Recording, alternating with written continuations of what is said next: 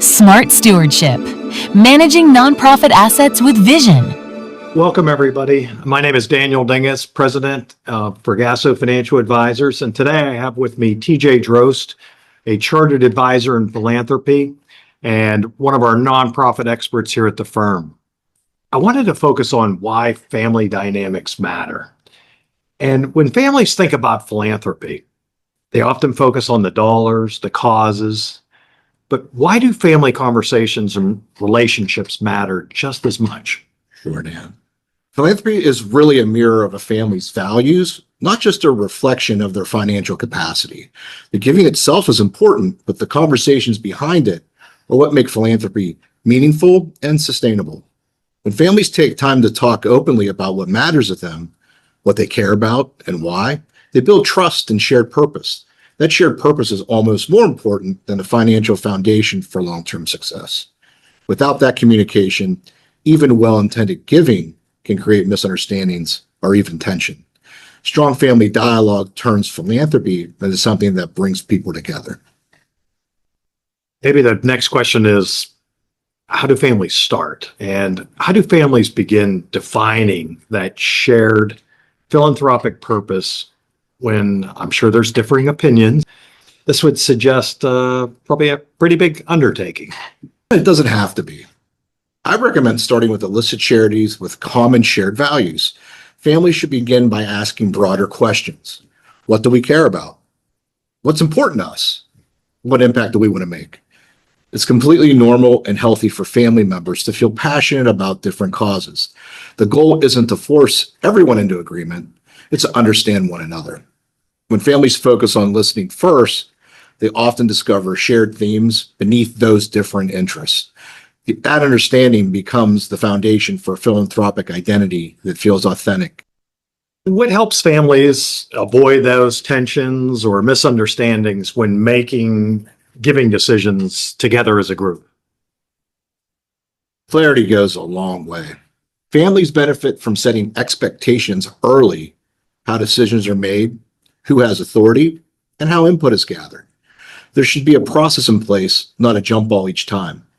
That doesn't mean creating something complicated or overly formal. A simple structure like defining who decides, who advises, and who participates can prevent frustration later. When everyone understands the process, those conversations become more productive and inclusive. Structure doesn't limit generosity, it creates the freedom for everyone to engage with confidence. I like that comment. If anything, it gives a way for everybody to participate in it. How do families bring the next generation into philanthropy and in a meaningful way? The key is to start early and meet younger family members where they are in life. Involvement should be age appropriate, but also genuine, involving younger generations, whether by helping choose causes, participating in site visits, or managing a small portion of giving. That's going to help them feel like they're owners. Philanthropy becomes a safe and practical way to learn responsibility, decision-making, and values. Over time, those experiences shape how they view both wealth and impact. Philanthropy is often the best classroom to instill values across generations. I want to move to what I would call legacy and long-term planning, TJ. How does philanthropy fit into a family's long-term legacy? Legacy isn't just about assets, it's about meaning. Philanthropy gives families a way to define what they stand for and how they want to be remembered across generations. When families talk through their intentions today, philanthropy can become a unifying force during wealth transfer, rather than a source of confusion or even conflict. Clear purpose helps future generations understand not just what was left to them, but why. That clarity strengthens continuity and preserves family identity over time.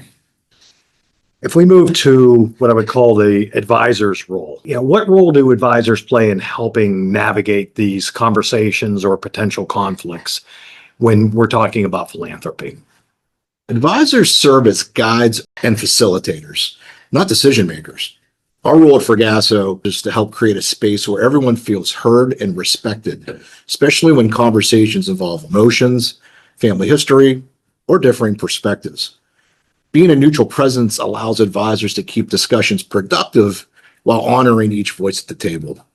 Ultimately, the goal is to help families reach clarity and confidence so that their philanthropy reflects who they are and where they want to go together. If it is well considered, it will bring families together even more. TJ, if families remember one thing about philanthropy in the context of what we've covered today, what should it be? Dan, I think the main takeaway here is that the most impactful philanthropy begins at the family table with an open conversation of values, ideas, and meaning. Thank you for joining us today in the Smart Stewardship series.